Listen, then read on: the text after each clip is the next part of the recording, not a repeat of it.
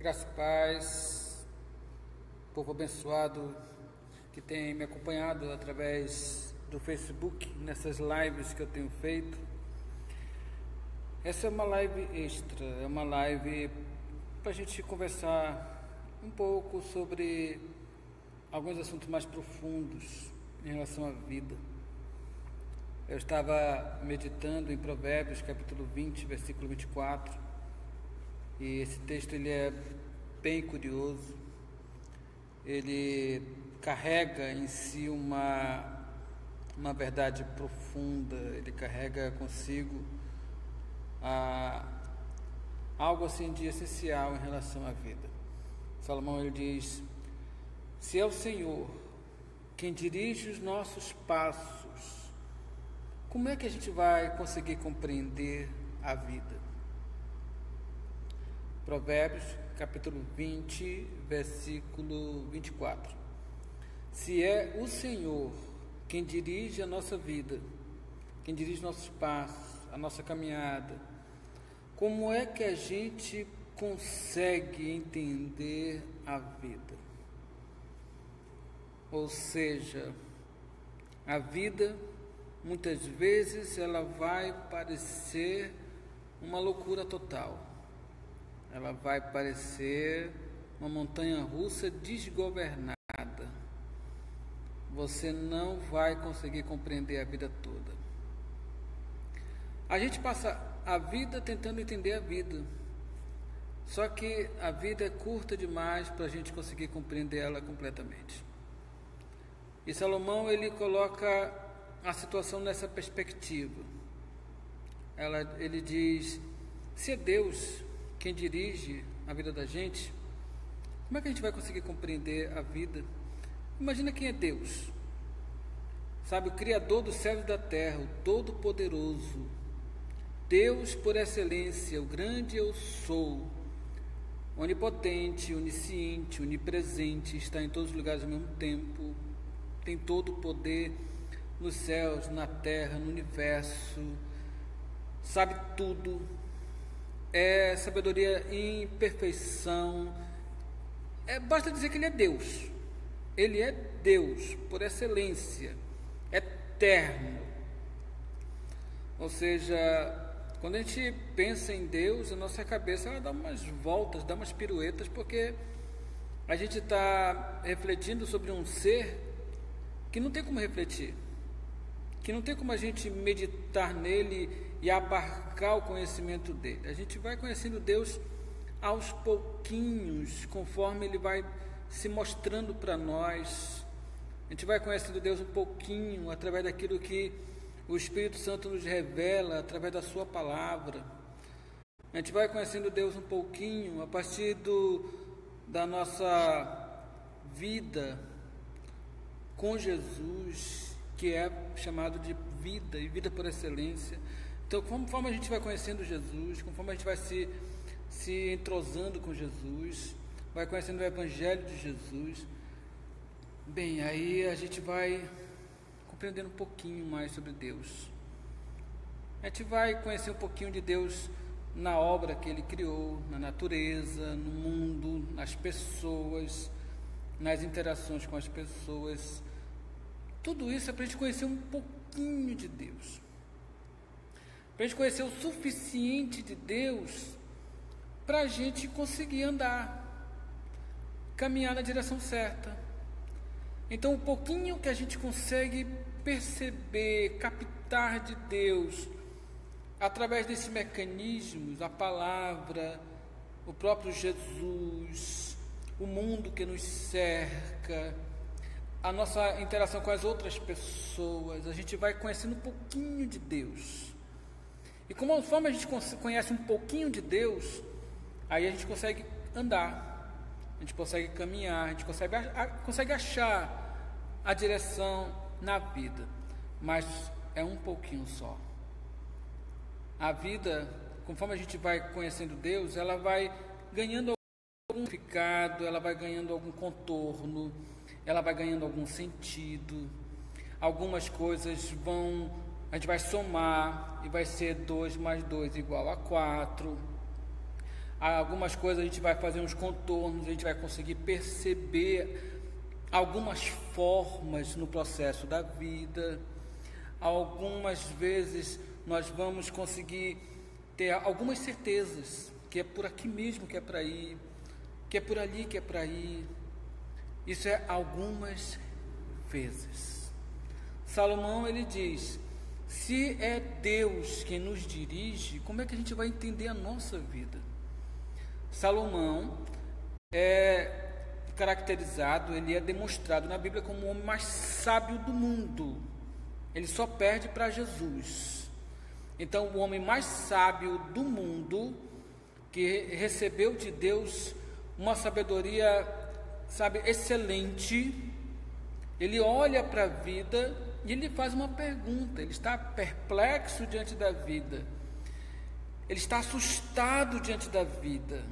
Ele olha para a vida e ele pensa consigo mesmo: se é Deus quem dirige os meus passos, será que eu tenho como entender a minha vida? Será que eu tenho como abarcar a vida, como compreender a vida? Dá para fazer isso? Como eu disse, conforme você conhece Deus, você consegue discernir a vida um pouquinho, é um pouquinho só.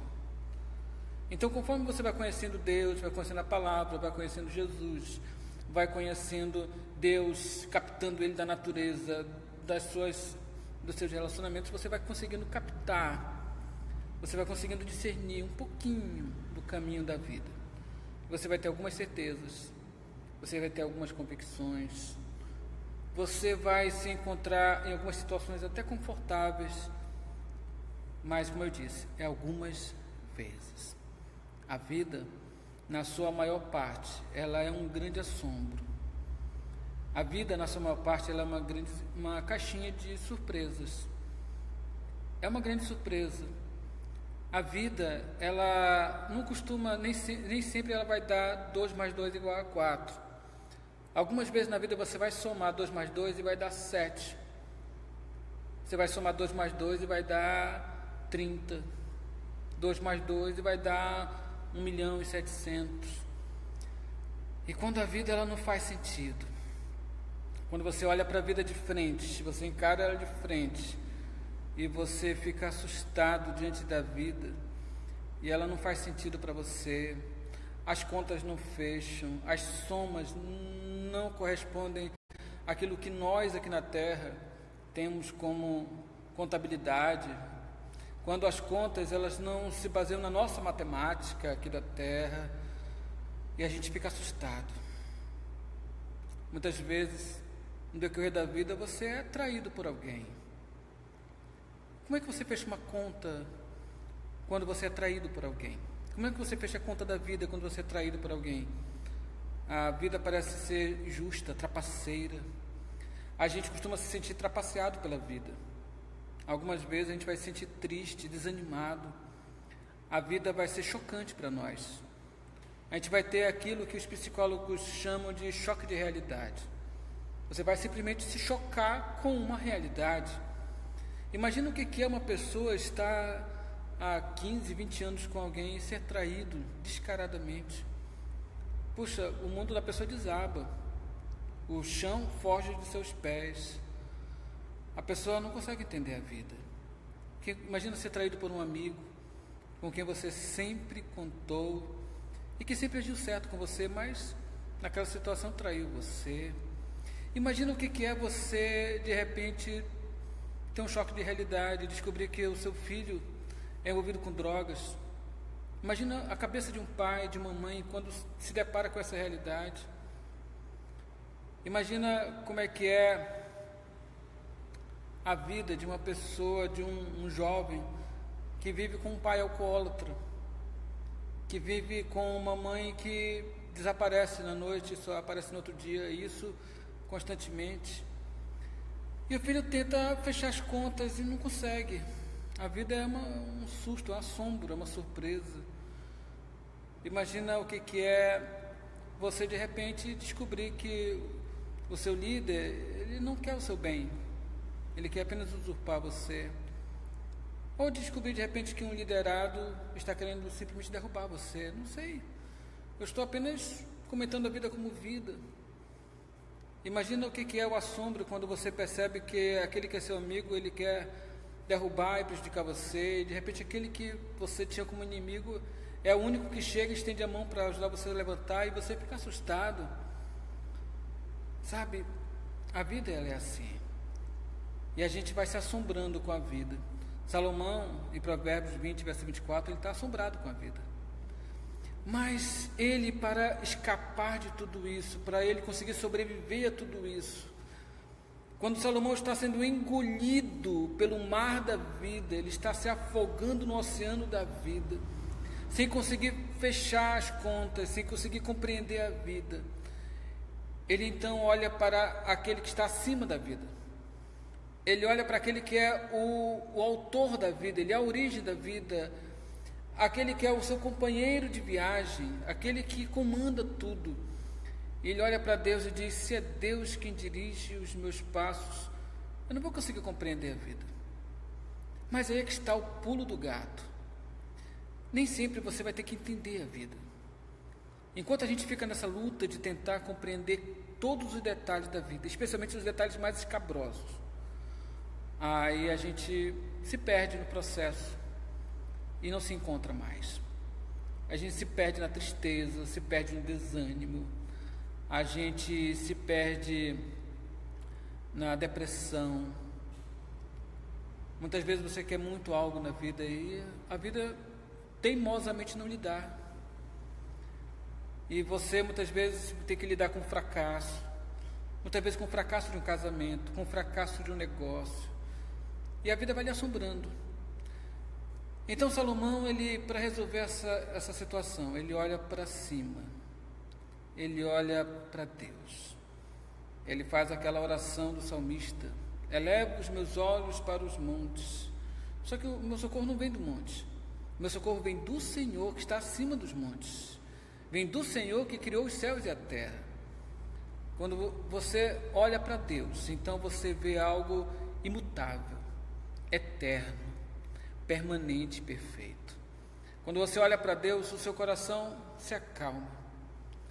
Quando você olha para Deus, você é resgatado do oceano da vida no qual você estava se afogando e iria morrer. Quando você olha para Deus, você encontra em Deus uma fonte de esperança, mesmo no meio do tumulto que é a vida. E quando você olha para Deus como Deus, você então para de tentar desvendar os pequenos mistérios da vida que lhe levam à loucura. Você simplesmente fecha os olhos e diz: eu confio em Ti, Senhor, mesmo não compreendendo absolutamente nada do que eu estou enfrentando, mesmo sem conseguir explicar minha vida, mas eu não tenho que explicar minha vida, porque o Senhor sabe onde estão os nós da minha vida, o Senhor sabe os pontos que estão enfermos, e o Senhor sabe exatamente como curar.